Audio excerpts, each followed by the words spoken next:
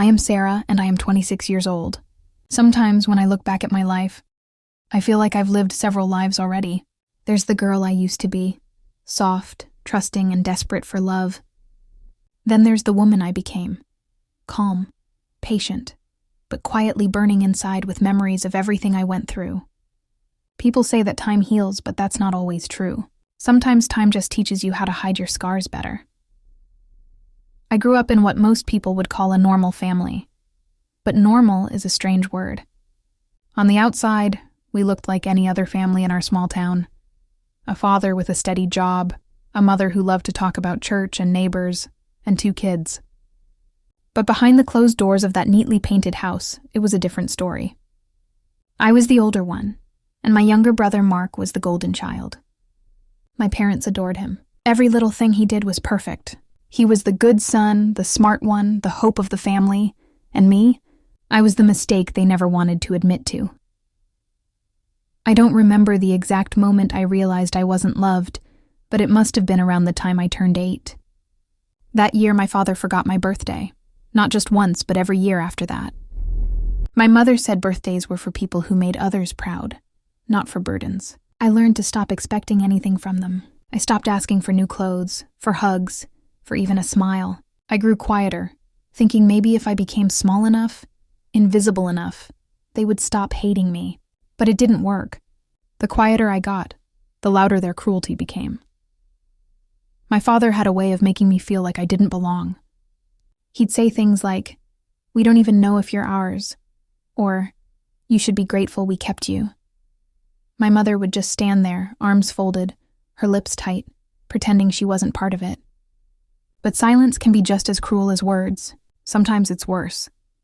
When I was 15, things got unbearable. My parents decided they couldn't handle me anymore. That's how they put it. Like I was a broken appliance they needed to throw out. They sent me to live with my Uncle James. He was my father's older brother, and the complete opposite of him in every way. Uncle James never had children of his own, and I think, in his quiet way, he always wanted one. When I first arrived, I was terrified. I thought I was being sent away because I was bad, and that maybe he'd hate me too. But instead, he smiled at me and said, "Welcome home, Sarah." Those words, "Welcome home," I hadn't heard anything like that in years, and I didn't even know how much I needed to hear them until then. For the first time in my life, someone looked at me like I mattered. Uncle James lived in a big, old-fashioned house at the edge of town. It was surrounded by tall trees and had a garden filled with roses. He told me my aunt used to love roses, but she had passed away years before I came. Every morning, he'd go out to water them himself. He said it helped him remember her gently, without pain. I used to watch him from the window. This kind, quiet man who carried so much grief, yet still managed to smile at life. Living with him was like learning how to breathe again. He enrolled me in a new school, encouraged me to study, and even bought me books when he saw me reading old paperbacks from the library. He didn't have to do any of it, but he did. Not once did he raise his voice or make me feel like a burden. He would sit with me at dinner and ask about my day. And he actually listened. That kind of love, quiet, patient love, was something I'd never known. Years passed. I finished high school, then college, and eventually started working at a small design firm. Uncle James was proud of me. He used to say, "You did all the work, Sarah. I just gave you the space to grow." I would smile and tell him that wasn't true, but deep down I knew he had saved me. But life, as always, has a way of testing peace. Uncle James fell sick 2 years ago. It started with fatigue and turned into something far more serious. When the doctors said it was cancer, I felt my whole world tremble. I stayed by his side every single day. I cooked for him, managed his medicines, took him to his appointments, and read to him in the evenings when he couldn't sleep. He would look at me sometimes and say, "You remind me so much of your aunt. She had your strength." Even when he was in pain, he tried to make me laugh. That was the kind of man he was, never wanting to burden anyone. But one night, as I was helping him take his medication, he held my hand and said, "Sarah, promise me something. Promise me you'll never let them hurt you again." I knew who he meant. My parents, the people who had thrown me away like trash. I promised him I wouldn't. I didn't know then how important that promise would become. A few months later, Uncle James passed away quietly in his sleep. I found him that morning, sitting peacefully in his armchair near the window, the light falling softly across his face. There was a book on his lap, one he had been reading the night before. I can't describe what that moment felt like. A mix of grief and gratitude, love and loss. I cried for hours, not just because he was gone, but because he had been the only person who ever made me feel loved. The days that followed were a blur. The funeral, the condolences, the empty house that suddenly felt too quiet. And then came the call from his lawyer. Mr. Harlow was his name, a tall, serious man with kind eyes. He asked me to come to his office for the reading of the will. I didn't think much of it. I assumed maybe Uncle James had left me a few keepsakes, maybe his books or something sentimental. But when I walked into that office, everything changed. Mr. Harlow greeted me politely, offered his condolences, and then began reading. His voice was calm, steady, almost too calm for what he was saying. Uncle James had left me everything: his house, his savings, his investments. A total of $3 million. I remember staring at Mr. Harlow, thinking I'd misheard him. $3 million? It didn't make sense. I wasn't even his blood. Why would he leave all of that to me? But then I remembered all the times he'd said I was like the daughter he never had. And it hit me. He had meant it. Every word, every kindness, every quiet gesture. He truly saw me as his child. I cried again that day, not because of the money or the mansion, but because I finally understood how deeply he had cared for me. He hadn't just given me shelter. He had given me a future. But peace never lasts long in my story. Because a week later, I got a knock on the door. When I opened it, I froze. Standing there were my parents, the same people who had abandoned me 8 years ago, now suddenly smiling like nothing had ever happened. My mother's voice was sugar-sweet as she said, "Oh, Sarah, darling, we were so worried about you. We heard about your uncle. Such a tragedy." My father just stood behind her, his eyes darting around the house, already calculating its worth, I'm sure. I didn't say a word. I just stepped aside and let them in, partly out of shock, partly out of curiosity. They walked through the living room like tourists admiring a museum. My mother ran her hand along the furniture and said, "He had good taste, didn't he?" My father, meanwhile, asked bluntly, "So what did he leave you?" I told them the truth, that Uncle James had left me the house and some money. That's when their tone changed. My mother's eyes widened, and she let out this fake little laugh. "Oh, sweetheart, that's wonderful, but you're still so young. You'll need help managing all that, won't you?" I didn't respond. I just watched them. My father cleared his throat and added, "Legally, we're still your parents. Your guardians. It would make sense for us to handle things for you, at least until you're settled." Those words, "We'll handle this money," made my stomach twist. I knew exactly what they wanted. Not to reconnect, not to apologize, just to get their hands on what Uncle James had left me. I could have shouted at them, thrown them out right there, but something inside me went quiet instead. The same calm I had learned from Uncle James took over. I just nodded slowly and said, "Maybe we should talk to the lawyer about that." They smiled, thinking they had won. They didn't realize that my silence wasn't surrender, it was strategy. I made an appointment with Mr. Harlow for the next day. My parents insisted on coming with me. As we sat in that office, they were practically glowing with greed. My mother had her hand on mine, pretending affection, while my father leaned forward like a businessman sealing a deal. When Mr. Harlow entered, I looked at him, and he gave me a small, knowing nod. He already knew what I was planning. I reached into my bag and took out an envelope, one I had found among Uncle James's papers. My parents had no idea what was inside, but I did. And when I handed that envelope to the lawyer, everything changed. My father frowned. "What's that?" he asked. I looked him straight in the eyes and said softly, "You'll see." Mr. Harlow opened it carefully and began reading aloud. Inside that envelope was Uncle James's final letter, a handwritten note that would destroy every lie my parents had tried to build. But that That's where the real story begins. When Mr. Harlow began to read the letter aloud, the room fell into a silence so thick that I could almost hear my heartbeat echoing inside my head. My parents sat upright, still wearing those smug little smiles that had become their default expression whenever money was involved. My father's fingers drummed against his knee impatiently, and my mother crossed her arms, pretending this was all just a boring formality. They had no idea what was coming. Mr. Harlow's voice was calm, deliberate, the kind of tone that carries weight even without effort. He read slowly, each word like a drop of rain on a still surface. "To my dearest Sarah," the letter began, "if you are reading this, then I am gone. I hope, more than anything, that you remember how proud I am of you. You have endured what no child should, and yet you've grown into someone filled with grace, patience, and light. You were never a burden, Sarah. You were my blessing." At those words, I felt my throat tighten. My mother shifted slightly, frowning, while my father looked away as if the words were a personal insult. "I know," the letter continued, "that when your parents sent you to me, they didn't do it out of love. They did it to escape responsibility. But you must also know, I forgave them long ago. Still, forgiveness does not mean trust. For this reason, I have taken steps to ensure that no one can take from you what is rightfully yours." Now my father's smirk faltered. He leaned forward, trying to read ahead, but Mr. Harlow continued without pause. "I have left Sarah everything because she earned it. Not through blood, but through kindness. She stood by me when no one else did, and I want her to have a life free of the cruelty she once knew.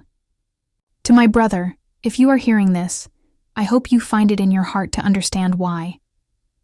And then came the part that made their faces change completely. "In addition, I have written a statement of truth, legally recognized, explaining why Sarah was raised away from her parents. This document is attached, along with evidence of financial and emotional neglect during her childhood, collected over the years for her protection. Should anyone attempt to contest this will or claim guardianship, the court will be presented with everything." The silence that followed was deafening. My mother's face drained of color. My father's mouth opened, but no words came out. He looked like someone had just punched him in the stomach. Mr. Harlow neatly folded the letter back into the envelope and said quietly, "That document is sealed and registered, Mr. and Mrs. Collins. If you plan to dispute Sarah's inheritance, I will be legally obligated to release it to the authorities." My father's composure shattered. "He can't, that's ridiculous. We're her parents. We have every right." Mr. Harlow looked at him calmly. "Actually, sir, you do not. Sarah is 26. She is an adult, and according to this will, she is the sole heir. There's nothing for you to handle." My mother let out a sharp, disbelieving laugh. This is absurd." He must have been confused. James was old, wasn't he? Maybe he wasn't thinking straight when he wrote this. "Everything was verified," Mr. Harlow said firmly. "The will was reviewed, notarized, and signed in full health. Your brother was very clear about his intentions." I watched them unravel. The arrogance slipped away, replaced by panic and anger. My father's voice rose. "After everything we did for that man?" I couldn't stay silent anymore. "Everything you did?" I said quietly. "You mean the years you ignored him? The times you called him a fool for raising me? You never even visited him when he was sick." My mother glared at me, her face twisting with rage. "You have no idea what we went through, Sarah. We had bills to pay. We couldn't afford to take care of your own daughter?" I interrupted. My voice was calm, but my hands were trembling. "You couldn't afford to care for me, but you could afford vacations, new furniture, a new car every 2 years." I remember all of it. They were silent. For the first time in my life, I had power. Not the loud, violent kind that they used to control me with, but quiet, steady power. The kind Uncle James had taught me. Mr. Harlow broke the tension. "If there's nothing else, I believe this concludes our meeting." My parents stood up abruptly. My father muttered something about lawyers and nonsense, while my mother grabbed her purse with shaking hands. Before leaving, she turned to me and said, "You think this money will make you happy? You'll see, Sarah. People will use you. You'll regret this." I just looked at her and said, "I already have, Mom. I've regretted knowing you my whole life." They stormed out, slamming the door behind them. For a moment, the office was completely silent again. Then Mr. Harlow smiled faintly and said, "Your uncle was proud of you, you know. He said you had his late wife's strength, gentle but unbreakable." I managed to smile through my tears. He gave me everything I have. Not just this house or money, he gave me peace. The days that followed were strange. For the first time, I didn't have to worry about anything, rent, bills, or food. But wealth doesn't erase loneliness. The mansion was quiet, too quiet. Sometimes I'd wake up in the middle of the night and expect to hear Uncle James humming in the kitchen like he used to. Instead, there was only silence. Still, I honored him the best way I could, by living the life he wanted me to have. I took care of the house, fixed up the garden, and reopened the small greenhouse he'd once built for my aunt. It became my favorite place, filled with light and the soft scent of earth. But peace doesn't last long when greed still lingers nearby. A few weeks later, I started receiving calls. At first, they were subtle. My mother would call asking how I was doing. "Just checking in," she'd say in that overly sweet tone I knew so well. Then she'd slip in a question about money. "You must be overwhelmed managing all that alone, right? Maybe we could help." When I didn't respond, the tone changed. My father called next. His voice was cold and impatient. "You think you can just cut us out? After everything?" I hung up without replying. The next day, they showed up at my gate. Standing there, dressed as if they were attending a party, smiling like actors rehearsing bad lines. "We just want to talk," my mother said. "We can make this work as a family." I refused to open the gate. "You had 8 years to be my family," I said through the intercom. "That time's gone." They didn't leave quietly. My father shouted, threatened, said things like, "You'll regret disrespecting your parents." My mother cried dramatically, loud enough for the neighbors to hear. I didn't respond. Eventually, they left, but not for long. Over the next month, they tried everything. Letters pretending to be heartfelt apologies, calls from unknown numbers, even showing up at my workplace, embarrassing me in front of my coworkers by claiming I owed them money. I could have called the police, but I didn't. I wanted to handle this calmly, carefully, like Uncle James would have done. So I gathered evidence. Every text, every call, every threat, I kept it all. I went to Mr. Harlow and explained everything. He listened carefully, his brow furrowing. Then he said, "Sarah, I think it's time we make sure they can't harm you again." He helped me file a restraining order, but we didn't stop there. He also suggested setting up a charitable foundation in Uncle James's name, something that would honor him and put my inheritance to good use. The moment I heard that idea, I felt something shift inside me. It wasn't just about protecting myself anymore. It was about transforming everything I'd been through into something meaningful. I decided to fund scholarships for kids who had been through difficult families like mine, children who needed a chance, a place to feel safe, just like I once did. When the foundation was announced in the local paper, my parents saw it. They couldn't believe I had used the money for something other than luxury. My mother called again, furious this time. "You're giving it away? To strangers?" That money is family money. I replied calmly, "No, it's not. It's kindness money, and that's something you never understood." She screamed something unintelligible and hung up. I never heard from her again after that. Still, word spreads fast in small towns.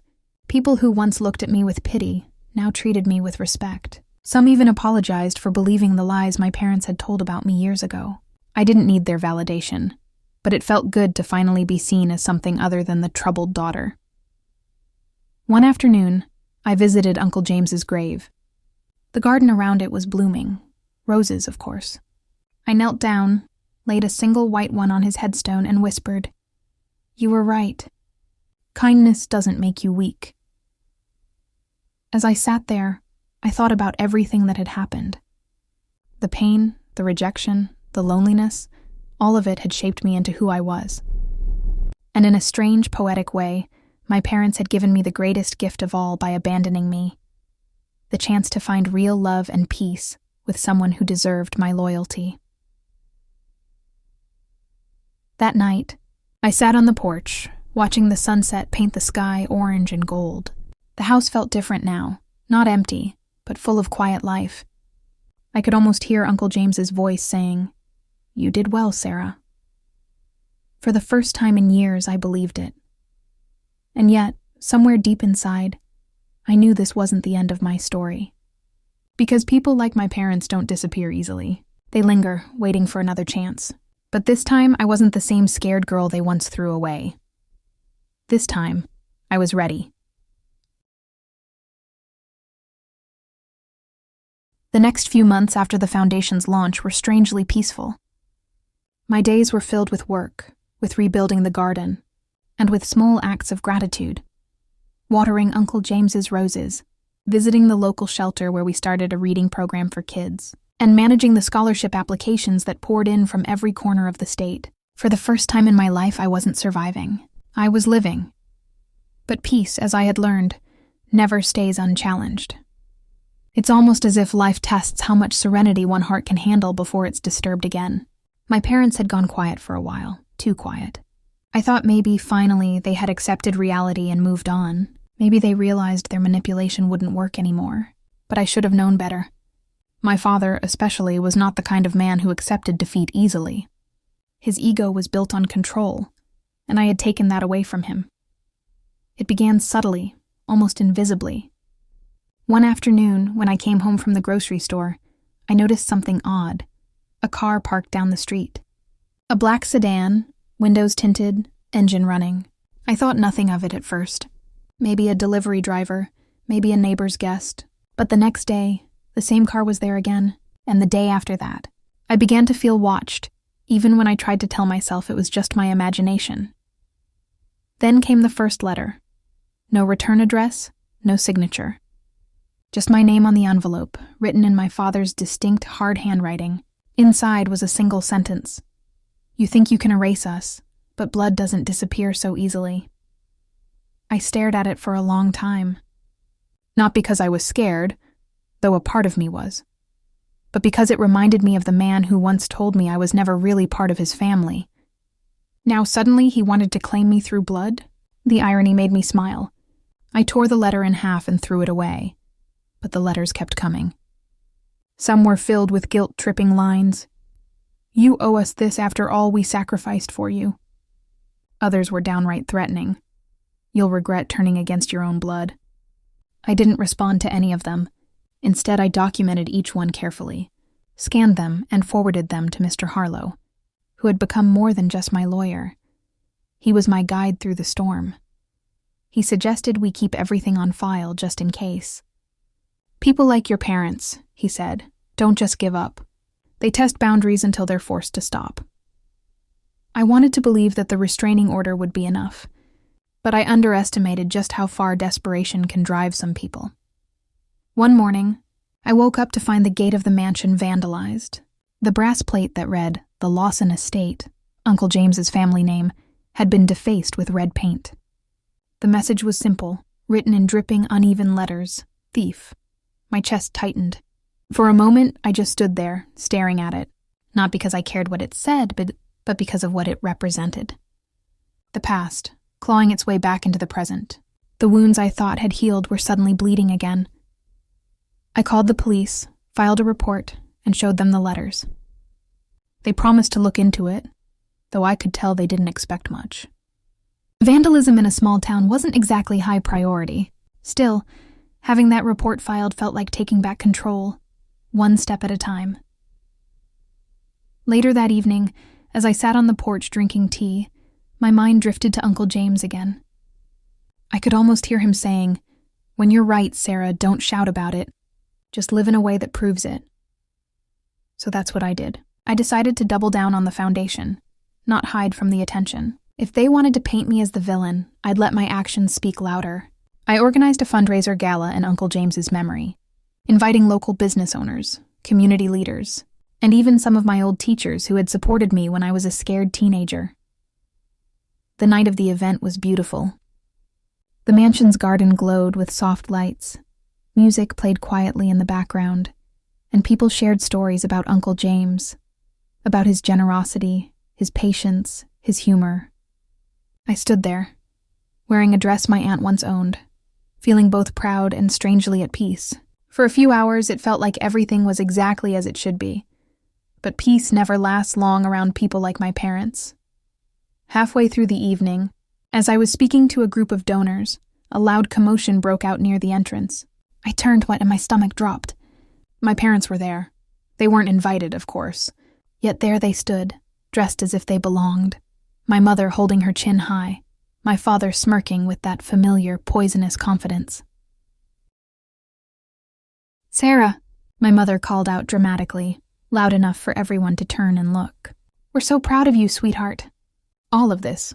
It's wonderful." Every eye in the room turned to me. Whispers began. I felt a hot wave of humiliation rush through me, but I didn't let it show. Calm, I reminded myself. Stay calm. I walked toward them slowly, keeping my posture straight. "You need to leave," I said quietly but firmly. My mother's smile didn't falter. "Oh, come now, darling. Don't be so cold. We just wanted to celebrate your success. We're family, after all." My father stepped closer. "And to remind everyone who you really are.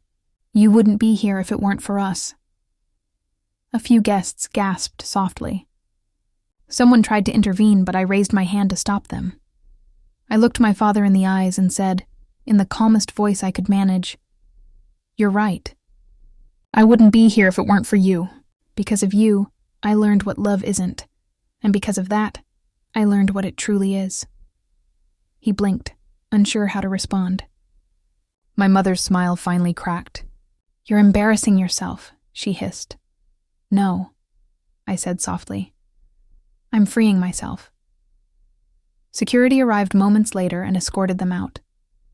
The room stayed quiet for a long while, but slowly, conversations resumed. People approached me, offering quiet words of support. Some of them said they'd known my uncle for years, and that he'd often spoken about how proud he was of me.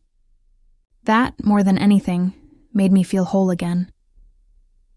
But even as I smiled and thanked everyone, a small part of me knew this wasn't over. My parents weren't the kind to be humiliated in public and walk away quietly. They would retaliate. I could almost feel it in my bones, and I was right. A week later, the foundation's accountant called me, concerned. "Sarah," he said carefully, "someone's been spreading rumors about misuse of funds. Anonymous emails, social media posts, things that could damage your reputation." I felt a cold wave of anger, but again I didn't let it control me. I asked him to forward everything to me. The emails were full of lies, accusations that I was using the foundation's money for personal luxury, that I was exploiting my uncle's death for fame. They even claimed I had manipulated him into writing me into his will. The source was masked, of course, but I knew exactly who was behind it. My first instinct was to fight back, to release statements, to prove every accusation wrong. But then I remembered Uncle James's calm wisdom. He had once told me, "The truth doesn't need to shout, it just needs to stand." So I stayed quiet publicly. I let my actions speak instead. I published full transparency reports of the foundation's finances, invited journalists to visit the projects, and even offered public access to our accounting audits. Within days, the rumors started to die down. The truth, as always, had more weight than their bitterness. But privately, I made sure the law wasn't far behind. Mr. Harlow's firm traced the origin of the fake emails and social posts. As expected, they led back to a computer registered under my father's business name. When I got the confirmation, I didn't even feel satisfaction, just a deep, quiet exhaustion. We filed a defamation case, backed by evidence. My parents were served official legal notices, warning them of criminal consequences. This time, they couldn't hide behind charm or manipulation. The law spoke for me, and for once it was on my side. A few months later, I got a letter from their lawyer, an apology, formal and shallow, but necessary. They offered to retract all statements and settle quietly. I agreed, on one condition. They would stay out of my life permanently. That night, I sat alone in the living room, the fire crackling softly. For the first time since Uncle James's death, I allowed myself to cry, not from sadness, but from release. Every wound, every betrayal, every sleepless night had finally led to this moment of peace. In the months that followed, the mansion became more than a home. It became a sanctuary. Children who received scholarships would sometimes visit, bringing drawings or thank you letters. The garden flourished again, bright and fragrant, as if Uncle James himself was smiling through the roses. Sometimes I'd sit by the window at sunset, tea in hand, watching the golden light spill across the floor, and I'd think about how strange life is, how pain can transform into purpose if you let it. I no longer saw myself as a victim, or even as someone who had won against her parents. I was just free to be myself, free to choose kindness without fear, free to live without seeking anyone's approval. And yet, a quiet part of me still wondered, would I ever truly forgive them? Maybe someday, but forgiveness, I had learned, doesn't mean letting people back into your life. Sometimes it just means releasing the grip of hate so it doesn't poison you anymore. I still visit Uncle James's grave every Sunday. I tell him about the kids we're helping, about the flowers that bloomed, about the letters of gratitude we receive. I like to believe he hears me. Or maybe he's just in the wind that moves through the trees, whispering, "You kept your promise, Sarah. You didn't let them hurt you again." And I whisper back, "I learned from the best." Little did I know then, though, that one more storm was waiting. Something I hadn't expected, because the past, it never truly leaves without a final test.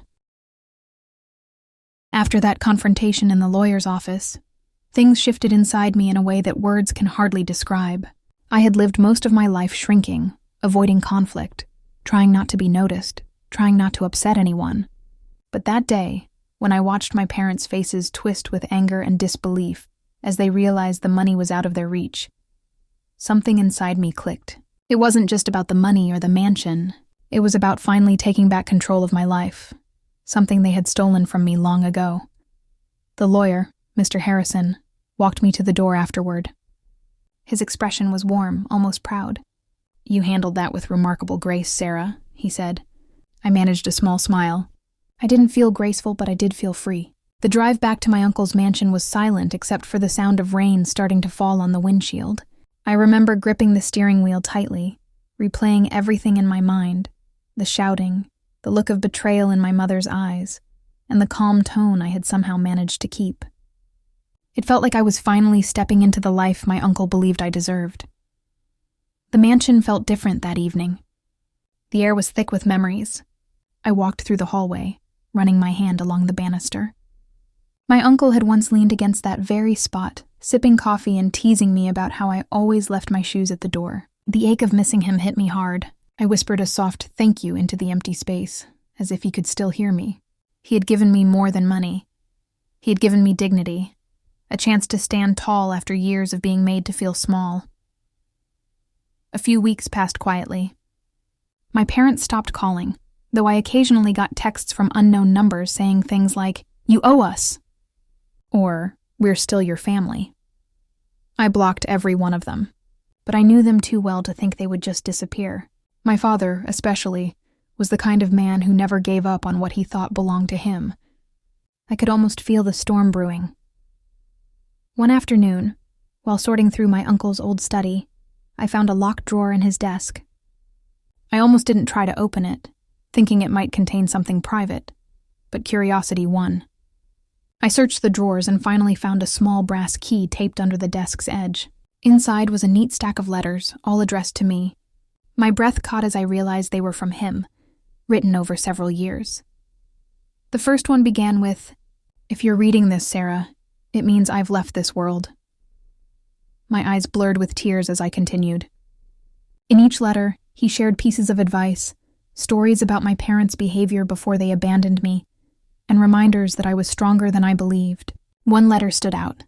He mentioned that he had once tried to reach out to them, to see if they regretted leaving me, but they hadn't. They told him, bluntly, that I was his problem now. My stomach turned as I read those words. I had always wondered why they never called. Now I knew. They simply didn't want to. But the letter didn't stop there. My uncle also hinted that he had made arrangements to ensure they couldn't take advantage of me. He had anticipated their greed, and in his quiet, methodical way, he had built protections around me. The trust fund's terms were airtight. Even if they tried to claim guardianship, it would lead nowhere. I folded the letters carefully and put them back. For a long time, I sat there in the study, surrounded by the faint smell of old books and cedar wood. My uncle had thought of everything. He had believed in me more than anyone ever had. I promised myself I wouldn't waste what he had given me, not just the inheritance, but the chance to live without fear. A month later, my prediction came true. My parents showed up again. This time, not at my door, but on the news. A small local outlet had run a story about the mansion, calling it the historic Millstone Estate, recently passed down to the late owner's niece. It didn't take long for them to find me after that.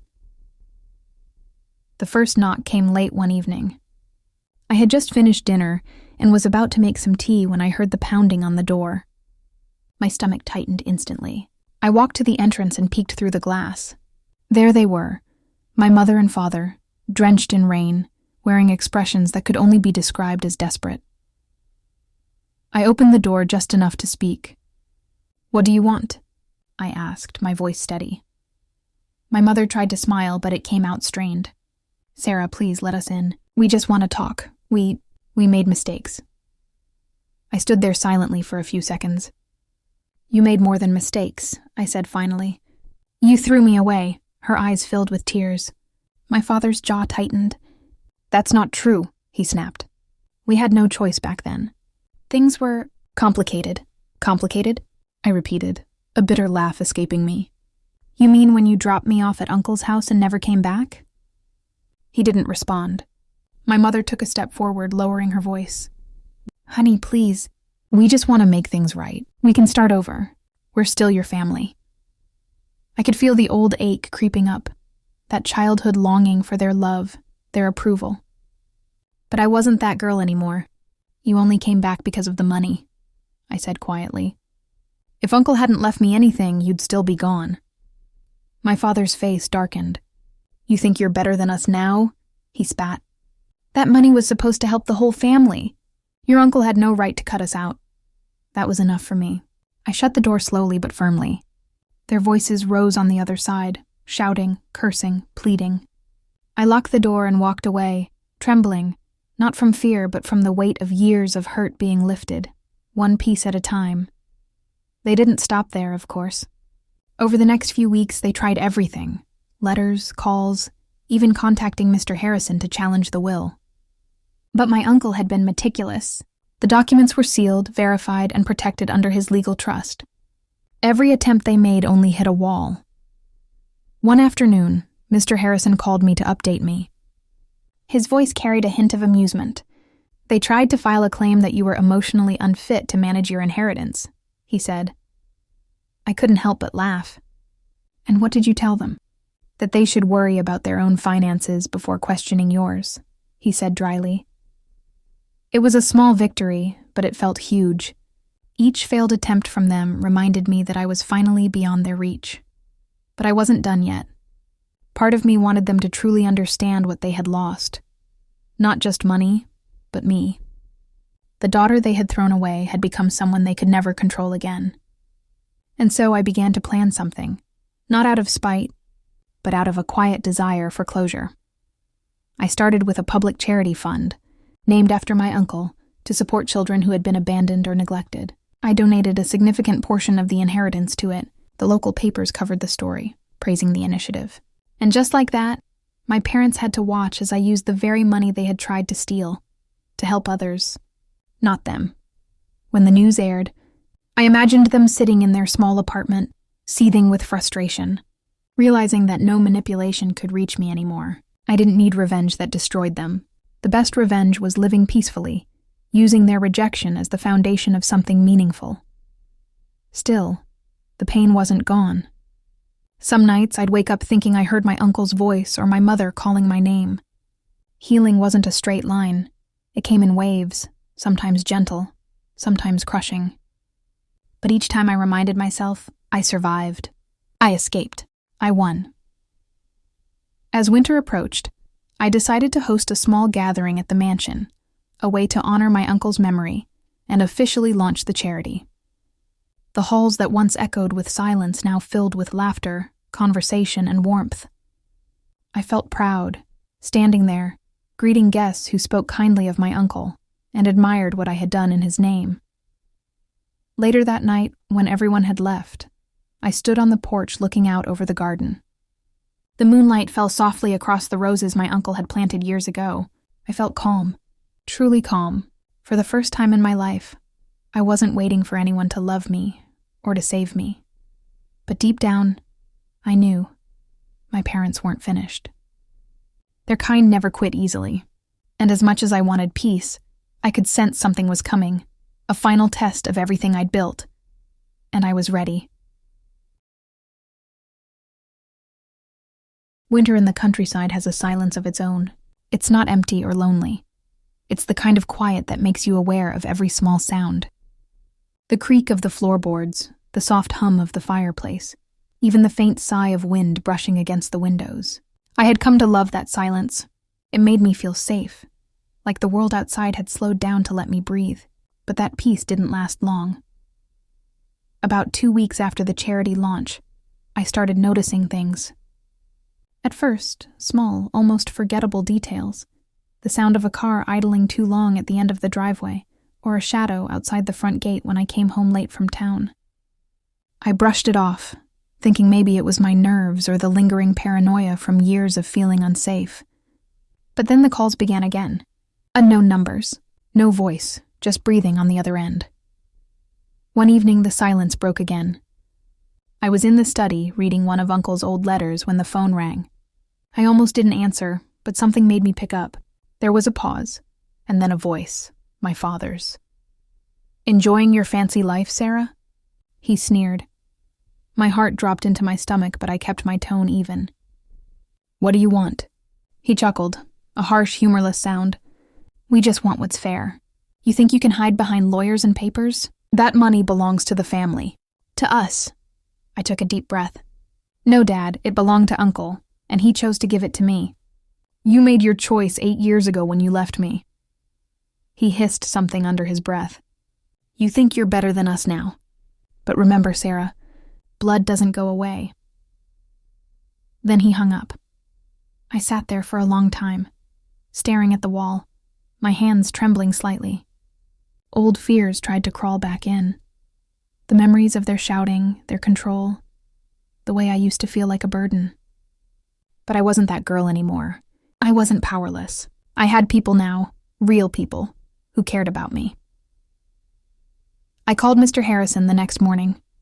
He listened carefully and said, "Don't let them intimidate you. They're trying to scare you into reacting. Just keep documenting everything." So I did. Every call, every sighting, every strange envelope that appeared in the mailbox. Eventually, I had enough to bring to the local authorities, who assured me they'd keep an eye on the situation. Still, I knew my parents. They had a way of pushing until they got what they wanted. A few days later, I found out just how far they were willing to go. It was a Thursday morning. I was in the garden, pruning the rose bushes, when a sleek black car pulled up near the gate. 2 people stepped out, a man in a tailored suit and a woman with a clipboard. They looked like officials. My stomach tightened immediately. I wiped my hands and walked to the gate. "Miss Sarah Thompson?" the man asked politely. "Yes," I said slowly. "We're here regarding a family welfare claim filed on your behalf," he said, showing me a document. "It seems your parents have submitted a petition stating that you are mentally unfit to manage your inheritance. They've requested temporary guardianship over your assets." I almost laughed, not because it was funny, but because of how predictable it was. I asked to see the papers, and sure enough, there it was, a formal petition signed by my parents, full of lies about my supposed emotional instability and manipulative behavior. I thanked the officers, took the document, and walked back to the house without another word. My hands shook slightly as I set the papers down on the dining table. I could almost hear my father's voice in those lines, full of arrogance, entitlement, and venom. But this time, they'd gone too far. That evening, I called Mr. Harrison again and sent him copies of everything. He promised to handle it personally. "They're grasping at straws," he said. "But if they want to play dirty, we'll play smarter." For the next few days, I watched everything unfold like a slow-moving storm. Mr. Harrison filed a response backed by medical reports, professional evaluations, and even letters from people who had known me for years, including my college professors and charity colleagues. The petition fell apart almost instantly. The judge dismissed it in a single session, calling it a transparent attempt at financial exploitation. It should have ended there, but when desperate people lose control, they often become reckless. One night, I woke up to a faint sound, glass breaking. My body went cold. I sat up, heart pounding, listening. There it was again, a soft thud, then the creak of floorboards downstairs. For a moment, I thought I was imagining it. Then I heard a voice, low, familiar. My father. "Check the office," he muttered to someone. I moved silently, my hands trembling as I reached for my phone. I texted the security service I'd recently hired for emergencies. Then I crept toward the hallway, trying not to make a sound. I peeked over the railing. 2 figures in the dark, one of them holding a flashlight. My parents. I couldn't believe it. They were actually inside my house. Something inside me hardened. For years, I'd feared them. I'd cried, begged, tried to make sense of their cruelty. But now, seeing them sneak around my uncle's house like thieves, I felt something else. Clarity. I stepped out into the open, flipping on the hallway light. "Looking for something?" I said, my voice calm but sharp. They froze. My father turned toward me, eyes wide for a second before narrowing. "We're just checking on you," he said, his tone dripping with fake concern. I stared at him. By breaking into my house at 2 a.m? My mother stepped forward, her voice trembling. "Sarah, please listen. We just need help. The bills, the rent, we're drowning. You have so much, and we have nothing." Something about that broke my heart for half a second. Then I remembered all the years I had nothing, while they never looked back. "You chose that," I said softly. "You chose to leave me. Uncle gave you chances to make things right, but you didn't care." My father's expression twisted with anger. "You think you're righteous now? You think that money makes you better?" "No," I said, stepping closer. "But it's proof that someone saw my worth when you didn't." At that moment, I heard the faint sound of sirens outside. Their faces changed instantly. Panic, fear. My father grabbed my mother's arm. "You called the police?" I didn't answer. I didn't need to. Within minutes, 2 officers arrived and escorted them out. I stood in the doorway, watching them disappear into the flashing lights, feeling an emotion I couldn't name. Not joy, not relief, something quieter, heavier, like closure. They were charged with trespassing and attempted theft. I didn't press for a harsher sentence. I didn't want revenge that destroyed them completely. I just wanted them to stop. A few days later, Mr. Harrison called again. "It's over, Sarah," he said. "They've agreed to stay away under a restraining order. I doubt you'll hear from them again." I thanked him, but I didn't feel triumphant. I felt tired, like I had finally finished running a marathon I never signed up for. That night, I sat on the porch with a cup of tea, staring at the garden my uncle had loved so much. The moonlight fell gently over the roses, and for the first time in years, I felt peace that wasn't forced, peace that belonged to me. I thought of my uncle, his laughter, his kindness, the way he always said, "You'll find your strength one day, Sarah. It's already there. You just have to see it." He had been right. In the weeks that followed, I focused on growing the charity. The first batch of scholarships went out to young adults who, like me, had been abandoned or mistreated, but still wanted to make something of themselves. Each story I read reminded me that pain doesn't have to define us. It can shape us, sharpen us, and guide us towards something better. One day, while organizing some paperwork in the office, I came across a photo of my uncle and me from years ago. We were standing in front of the same garden, both smiling. On the back, in his handwriting, it said, "For the girl who turned her pain into purpose." I smiled. It wasn't about revenge anymore. It was about reclaiming myself. My parents had taken my childhood, but I had built my future. Brick by brick, memory by memory, choice by choice. And in that quiet house, surrounded by echoes of kindness and hard-earned peace, I finally felt at home. I took one last deep breath, whispered, "Thank you, Uncle," and turned off the lights. That was the night I stopped being the girl who survived and became the woman who lived. And if you've ever been through something similar, remember this: healing doesn't mean forgetting. It means reclaiming your story and writing the ending in your own voice. If you liked this story, please don't forget to like, share, and subscribe to my Calm Revenge, where every story reminds you that strength doesn't always roar. Sometimes it whispers. When the dust settled after everything that happened, the court case, the police report, and the endless waves of emotion, I realized something that took me years to truly understand. Freedom isn't about distance from your past. It's about peace within it. It was spring now. The air carried that soft sweetness that only comes after rain.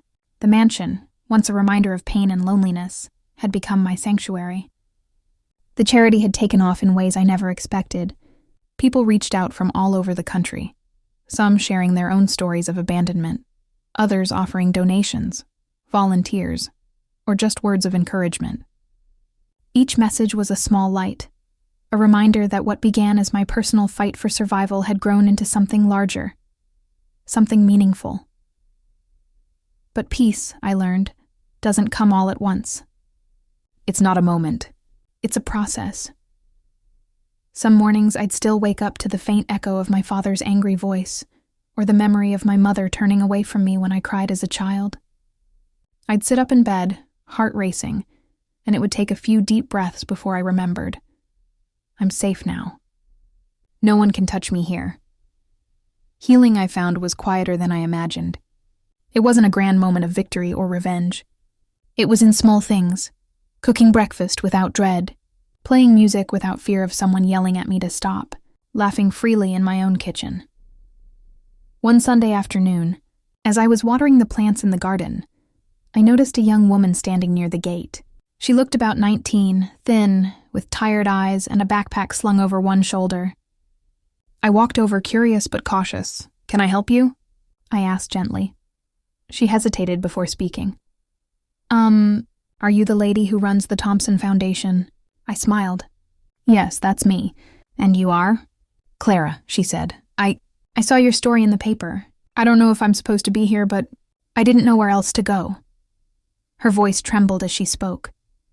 She reminded me of myself years ago, lost, scared, but trying hard not to show it. I opened the gate and invited her inside. Over tea, she told me everything. Her parents had kicked her out after she refused to give up college to work full-time at her father's business. She had been sleeping on a friend's couch for weeks. When she saw my charity's name in the local newspaper, she took the train across town and came straight here. As I listened, I felt something stir inside me. Not pity, but recognition. I knew that feeling of being unwanted, unseen, unheard. "Clara," I said softly, "you're safe here. We'll figure something out together." That moment became a turning point, not just for her, but for me too. I realized that maybe my uncle's gift, the mansion, the money, even the pain, was meant for something more than just personal healing. Maybe it was meant to build something lasting, something that could give others what I never had: safety, opportunity, and hope. In the months that followed, I expanded the foundation. The mansion became a transitional home for young adults like Clara, people escaping toxic families, abuse, or homelessness. Each room was renovated, repainted, and given warmth. The long, silent halls that once echoed with loneliness were now filled with laughter. shared meals, and quiet late-night talks. And though I tried to stay focused on the work, there were moments, brief but sharp, when my past tried to reach me again. One afternoon, I received a letter in the mail. There was no return address, just my name in messy handwriting. When I opened it, my heart sank. It was from my mother. "Sarah, I know you probably hate me. I can't blame you.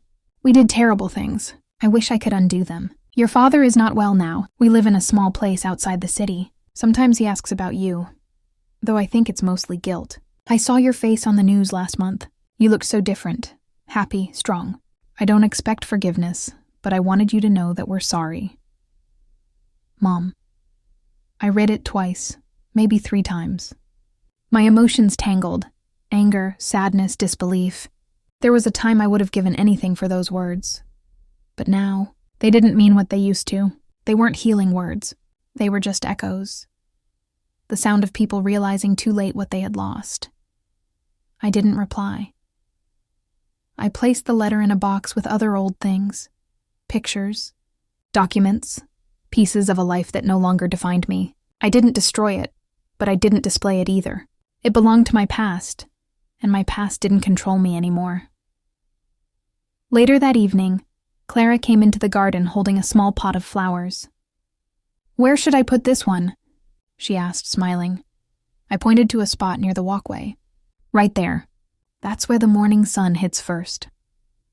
She knelt down to plant it, and I watched her quietly. There was something deeply peaceful about that moment. Watching someone plant new life in a place that had once been filled with sorrow. I realized then that I wasn't just healing myself. I was helping others plant their own beginnings. As summer came, the mansion became a place of movement and life.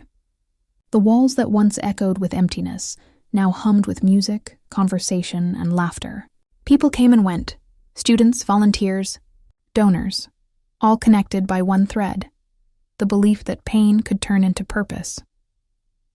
Every evening, after the day's work, I would sit by the balcony, watching the sunset bleed into shades of orange and gold. I often thought of Uncle James. What would he say if he could see this? Would he be proud? I think he would. He'd probably smile that knowing smile of his and say, "Told you so." Sometimes I still visited his grave.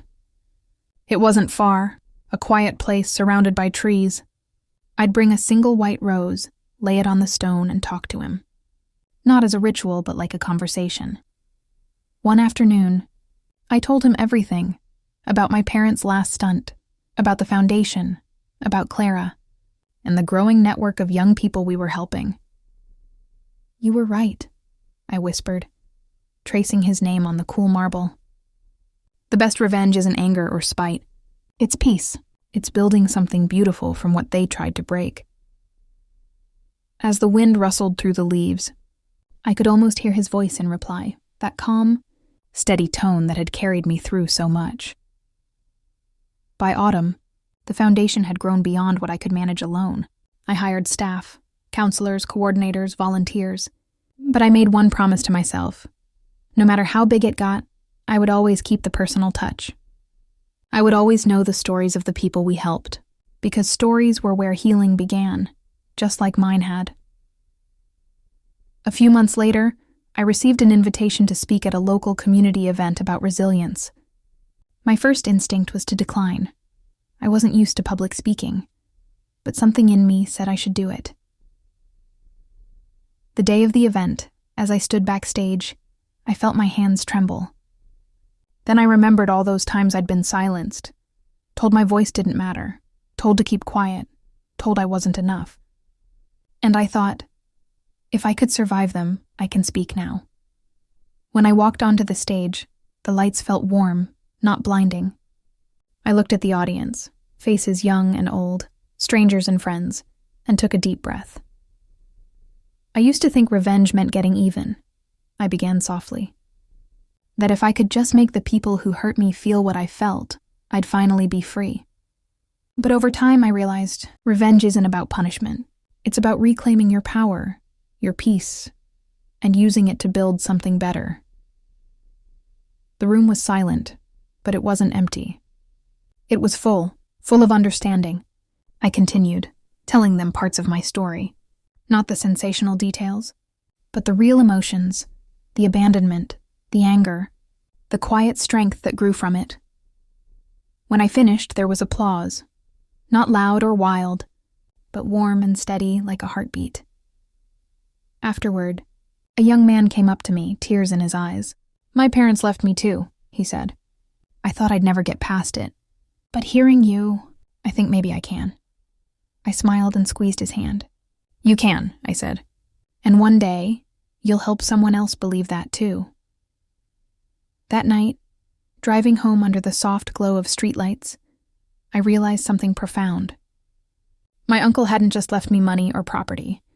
He'd left me purpose, a way to transform pain into something alive, something that grows. And in that sense, his legacy was still alive.